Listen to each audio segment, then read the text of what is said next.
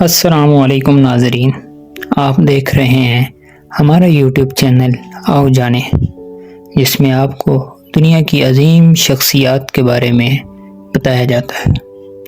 تو چلتے ہیں آج کی عظیم شخصیت کی طرف۔ شاید دنیا کی تاریخ میں ایک ہی ایسا شخص گزرا ہے جس کی وفات کی خبر سن کر ہر مذہب کے ماننے والے رو رہے تھے۔ پورے ملک میں سرکاری و غیر سرکاری عمارتوں کے پرچم سرنگوں تھے۔ ملک کے تمام بڑے شہروں میں ہڑتال ہو گئی، اسکولوں اور بینکوں میں بھی چھٹی کر دی گئی۔ لاکھوں افراد کا مجمع ان کے گھر کے گرد بیٹھا رو رہا تھا۔ ملک کے طاقتور لوگ، وزیر اعظم اور صدر اس کی میت کے آس پاس تھے۔ فوج کے سربراہ عام لوگوں کی مانند جنازے کے آس پاس گھوم رہے تھے۔ آخری سلامی کے وقت محتاط اندازے کے مطابق بھی 5 لاکھ افراد جمع ہو چکے تھے۔ مسجد و مندر اور گردوارے ماتم قدا بنے ہوئے تھے۔ یہ شخصیت کوئی اور نہیں بلکہ ہندوستان کے عظیم مسلم رہنما مولانا ابوالکلام آزاد رحمۃ اللہ علیہ تھے۔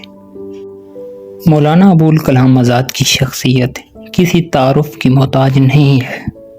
مذہب کی بات کریں تو مفسر قرآن، علم الکلام، علم الحدیث پر مکمل دسترس رکھتے تھے۔ سیاست کی بات کریں تو ہندوستان کی سب سے بڑی جماعت کانگریس کے صدر تھے۔ اردو ادب کی بات کریں تو وہ 20ویں صدی کے بڑے مصنفین میں شمار ہوتے ہیں۔ ایک عظیم خطیب، زبردست صحافی، عظیم دانشور، بلند پایہ مفکر، فلسفی اور جنگ آزادی کے عظیم قومی رہنما تھے۔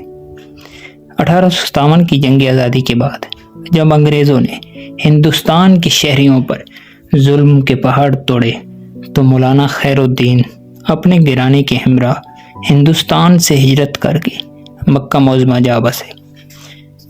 11 نومبر 1888 مکہ معظمہ میں مولانا خیر الدین کے ہاں بیٹے کی پیدائش ہوئی۔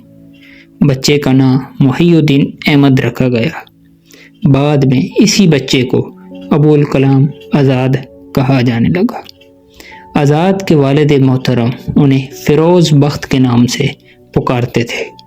آپ کی والدہ مائدہ کا تعلق مدینۃ الرسول سے تھا۔ آپ نے ایک علمی گھرانے میں آنکھ کھولی تھی۔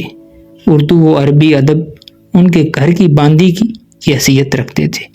آپ کا سلسلہ نسب شیخ جمال الدین سے ملتا تھا، جو اکبر اعظم کے عہد میں ہندوستان آئے اور یہیں منتقل ہو گئے۔ 1892 میں آپ کی رسمیں بسم اللہ ادا کی گئی اور آپ کی تعلیم کا آغاز ہوا۔ 1895 میں ان کا خاندان واپس ہندوستان آ گیا اور کلکتہ میں رہنے لگا۔ آپ کے والد محترم نے خود آپ کو 4 دیواری کے اندر تعلیم دی۔ اگر کسی مضمون کے لیے اساتذہ کی ضرورت محسوس بھی ہوتی تو وہ بھی گھر آ کر پڑھا جاتے تھے۔ اللہ تعالیٰ نے آزاد کو حافظہ اور ذہانت کی دولت سے نوازا تھا۔ انہوں نے 13 برس کی عمر میں فقہ، حدیث، منطق اور ادبیات پر عبور حاصل کر لیا تھا۔ 1902 تک آپ کی تعلیم مکمل ہو چکی تھی۔ اس کے بعد آپ نے مصر کی جامعۃ الازہر یونیورسٹی سے عربی و فارسی، انگریزی اور فرینچ بھی سیکھی۔ ابوالکلام آزاد نے دوران تعلیم ہی لکھنا شروع کر دیا تھا۔ آپ کے مضامین مختلف اخبارات و رسائل میں شائع ہوتے تھے۔ آپ نے کم سنی میں ہی اپنے رسائل ہفتہ وار اور ماہانہ وار جاری کیے۔ 13 جولائی 1912 کو آپ نے الہلال کے نام سے ہفتہ وار رسالہ شروع کیا، جس نے پورے ملک میں دھوم مچا دی۔ یہ رسالہ ادبی، سیاسی، مذہبی، نظریاتی اور سیاسی تحریر کا مجموعہ ہوتا تھا۔ اس کی تحریروں نے ہندوستان کی سوئی ہوئی عوام میں آزادی کی امنگ جگا دی تھی۔ برطانوی حکومت نے 1914 میں اس رسالے پر پابندی لگا دی۔ اس کے بعد آپ نے البلاغ اخبار جاری کیا، یہ بھی جلد انگریز حکومت کے مفادات کو ٹھیس پہنچانے لگا تو اس پر بھی پابندی لگا دی گئی۔ آپ نے 12 سال کی عمر میں 9 سالہ زلیخا بیگم سے شادی کی۔ عمر بھر زلیخا بیگم آپ کی خدمت کرتی رہیں۔ آپ جب بھی لکھت پڑھت کا کوئی کام کرتے، وہ پاس بیٹھی آپ کو پنکھے سے ہوا دیتی رہتی تھی۔ آپ نے کئی سال قید و بند کی صعوبتوں کو برداشت کیا۔ 1915 میں آپ کو رانچی میں نظر بند کر دیا گیا۔ جمعہ کی نماز کے وقت جب آپ تقریر کرتے تو مسجد کے باہر غیر مسلم بھی سننے کے لیے رک جاتے تھے۔ آپ جیسا عظیم مقرر ہندوستان کی تاریخ میں نہیں تھا۔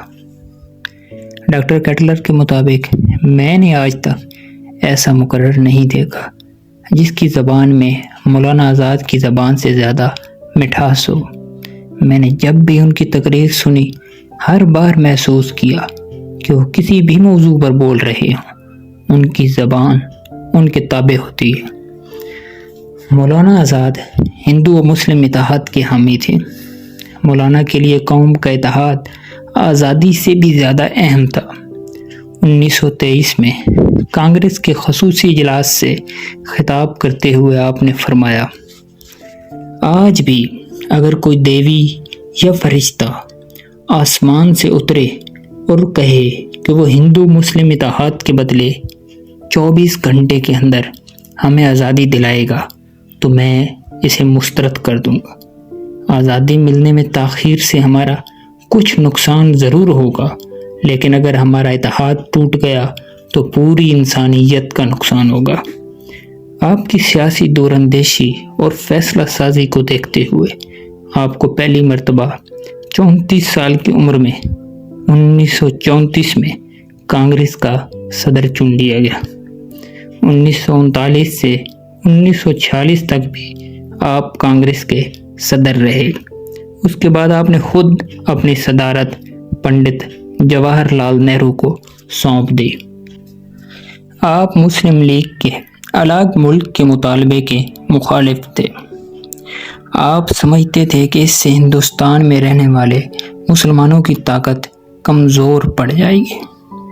آپ کی کوششوں کے باوجود جب 1940 میں تقسیم ہند پر دونوں جماعتیں متفق ہو گئیں تو مولانا نے سب کو خبردار کیا کہ آنے والے وقت میں ہمارے درمیان نفرت و تقسیم اور بڑھ جائے گی۔ قیام پاکستان سے قبل ان کا کہنا تھا کہ یہ ملک متحد نہیں رہ سکے گا۔ سیاسی قیادت کی بجائے فوج کی حکومت ہوگی۔ امیر تاجر قومی دولت کا استحصال کریں گے۔ عالمی طاقتیں اس پر تسلط جمانے کی کوششیں کریں گی۔ مذہبی نفرت کا دورہ ہوگا، اور بھی کئی پیشن گوئیاں آپ نے فرمائی جو آنے والے وقت میں ہو بہو پوری ہوتی نظر آئیں۔ اگست 1947 میں جب دونوں ملک تقسیم ہوئے تو آپ کو ہندوستان کا وزیر تعلیم بنا دیا گیا۔ وزیر تعلیم کا عہدہ سنبھالتے ہی مولانا نے یہ عزم کیا کہ ہندوستان میں تعلیم کی ایسی بنیاد ڈالی جائے جس پر آنے والی نسلیں ایک عالی شان محل تعمیر کرنے کا کام بخوبی سر انجام دے سکیں۔ انہوں نے تعلیم نسواں، پروفیشنل تعلیم اور تعلیم بالغاں کو بھی اہم ضرورت قرار دیا۔ انہوں نے مختلف شہروں میں لائبریریوں کا سنگ بنیاد رکھا۔ انہوں نے سائنس اور ٹیکنالوجی کی جدید تعلیم کو بھی نصاب میں شامل کرنے پر زور دیا۔ آپ نے ترجمان القرآن، خطبات آزاد اور غبار خاطر جیسی علمی، تاریخی و ادبی شاہکار لکھے۔ 12 فروری 1958 کو آپ پر فالج نے حملہ کیا۔ ڈاکٹروں نے 48 گھنٹے کا وقت دیا کہ تب ہی رائے دیں گے کہ مولانا خطرے سے باہر ہیں یا نہیں۔ صدر و وزیر اعظم آپ کے ساتھ ہسپتال میں تھے۔ 22 فروری 1958 کو رات 2:15 بجے آزادی ہند کا یہ عظیم مجاہد دار فانی سے کوچ کر گیا۔ آپ کا مزار جامع مسجد دہلی کے سامنے اردو پارک میں ہے۔ قائد اعظم آپ کو شو بوائے کہا کرتے تھے اور آپ کے سخت مخالف تھے۔ آخر اس کی کیا وجوہات تھیں، یہ موضوع کسی اور ویڈیو کے لیے بچا کر رکھتے ہیں۔ تو آج کے لیے اتنا ہی تھا۔ آپ کو ہماری ویڈیو کیسی لگی اپنی رائے ضرور دیں۔ آپ مولانا آزاد اور مسلم ہندو اتحاد کے بارے میں کیا نظریہ رکھتے ہیں کمنٹس میں ضرور بتائیں۔ جلد ہی حاضر ہوتے ہیں کسی اور نئی شخصیت کے ساتھ۔ تب تک کے لیے اللہ حافظ۔